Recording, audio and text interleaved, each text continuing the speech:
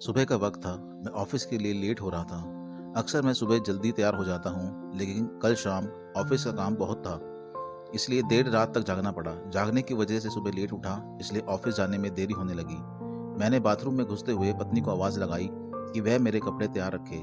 मैंने बाथरूम में ज़्यादा समय नहीं लगाया और जल्दी से नहा के बाहर आ गया। मैंने अपने बिस्तर पर देखा तो वहाँ कपड़े नदारद थे। मैंने गुस्से के स्वर में फिर से पत्नी को आवाज़ लगाई।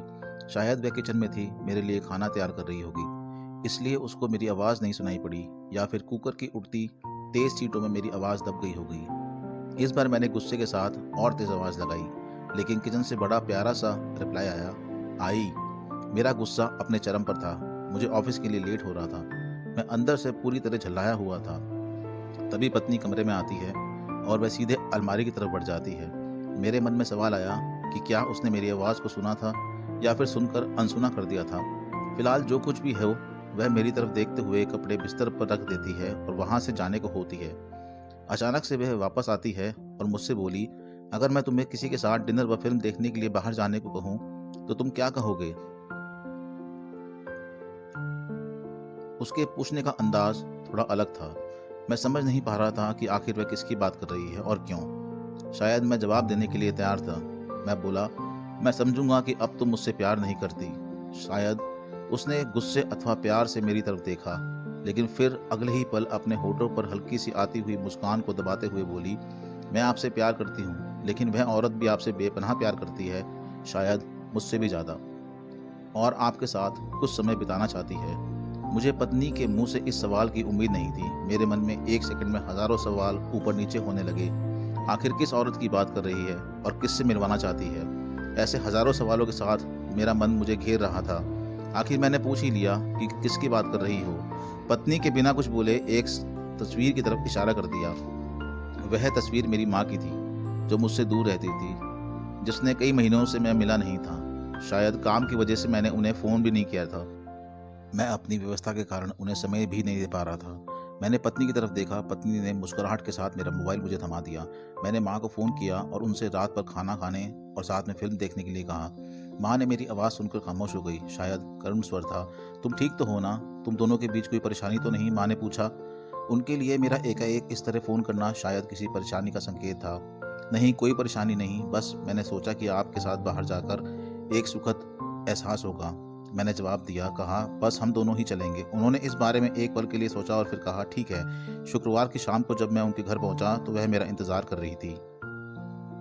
मुझे देखकर उनका चेहरा खुशी से चमक उठा, जैसे वर्षों से कोई कोई दौलत अकस्मात उन्हें मिल गई हो। मैंने माँ के पैर छुए और उन्हें गाड़ी की तरफ लेके जाने लगा। वे बार बार मेरी तरफ देखकर हल्के हल्के मुस्कुराकर गाड़ी की तरफ बढ़ रही थी। कार में माँ ने बताया कि उन्होंने अपनी एक दोस्त को बेटे के साथ खाने के लिए बाहर जाने की बात बताई है। वह काफ़ी प्रभावित थी। फिलहाल हम माँ के पसंद वाले रेस्तरां तक पहुंच चुके थे, जो कि दिखने में अब भी बहुत अच्छा और आरामदायक था। अंदर आकर हम दोनों एक साथ बैठ गए। मैंने पास रखे मेन्यू को उठाया और पढ़ने लगा। एकाएक मेरी निगाह माँ पर पड़ी। वह अभी भी मुझे देख रही थी, लेकिन इस बार वह मुस्कान गायब थी। वह उदास दिख रही थी। शायद मैंने मेन्यू पढ़ने में तो ज़्यादा समय नहीं लगा दिया। मैंने मेन्यू को साइड पर रख दिया। मैंने माँ से खाने के लिए पूछा। उन्होंने मेन्यू की तरफ इशारा करके मुझसे कहा, तुझे याद है जब तू छोटा सा था और हमारे साथ बाहर खाना खाने आता था? मैं भी तेरे लिए इसी तरह मेन्यू गौर से देखती और तेरे लिए अच्छा सा खाना ऑर्डर करती थी जो तुमको पसंद था। लेकिन अब वक्त बदल गया है, महंगाई भी तो बहुत हो गई है। तू शायद मेन्यू में कुछ नया देख रहा हो।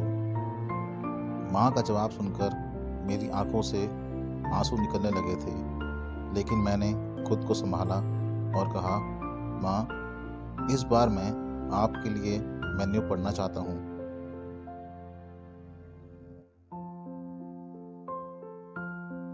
इसके बाद मैंने एक बढ़िया सी डिश माँ के लिए ऑर्डर की। खाने के समय माँ मेरे बचपन से लेकर अब तक के कई किस्से सुनाए।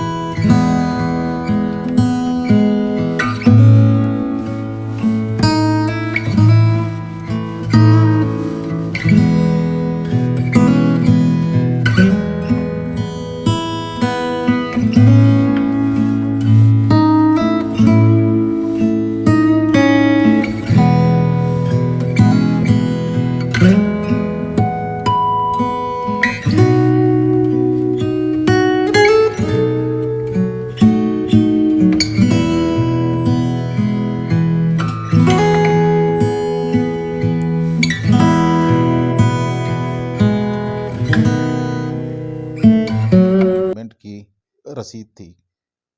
माँ का एक खत भी था जिसमें माँ ने लिखा था, मेरे बेटे, मुझे पता नहीं कि मैं तुम्हारे साथ दोबारा डिनर पर जा पाऊंगी या नहीं, इसीलिए मैंने 2 लोगों के खाने के अनुमानित बिल का एडवांस पेमेंट कर दिया है।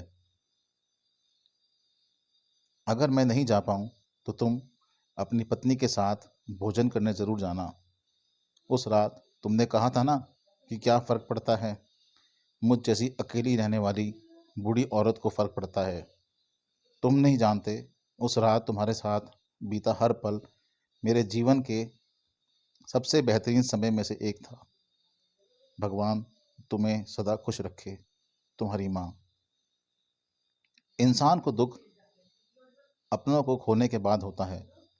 अगर समय रहते एहसास हो जाए तो जीवन में छोटी छोटी बातों से भी परिवार में खुशियाँ बांटी जा सकती हैं, और माता पिता तो जीवन की सबसे अनमोल धरोहर हैं।